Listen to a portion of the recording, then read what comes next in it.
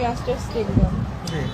এখন ওইখানে এক্সামের জন্য আমি হচ্ছে ক্লাস ছুটি দিয়ে স্কুল ছুটি দেওয়ার পরে আমি স্কুলের বাইরে গেছি।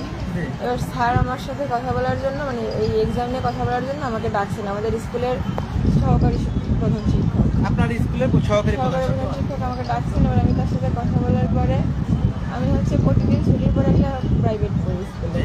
আজকে সেই প্রাইভেটটা ছিল না, তারপরে প্রাইভেট না থাকায় আমি সেই প্রাইভেটটা পড়ার আগেই ওয়াশরুমে যাই রেগুলার। সেভাবে আজকে প্রাইভেট ছিল না, তাই স্যারের সাথে কথা বলে আমি ওয়াশরুমে গেছি।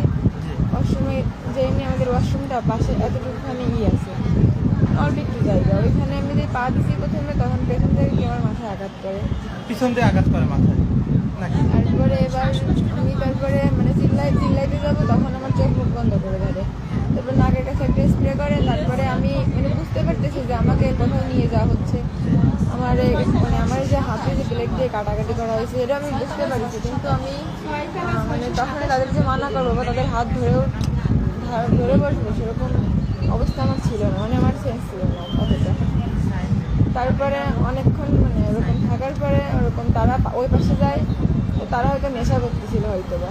আমি এই পাশে এসে দরজা ধাক্কায় অনেকবার চিল্লাপাল্লা করার পরে আমাদের হচ্ছে পুরোনো স্কুলটা ভেঙে নতুন স্কুল তৈরি করা হচ্ছে। এখন সেইখানে হচ্ছে আঙ্কেলটা মানে কিছু আঙ্কেল কাজ করে সারাদিন। এবার তারা হচ্ছে এসে তারপরে ওই অবশ্য আমার বাড়িতে তালা দেওয়া ছিল, তারপরে তালা খুলে তারপর আমার ওই সামনে একটা হসপিটাল আছে ওইখানে ভর্তি করে।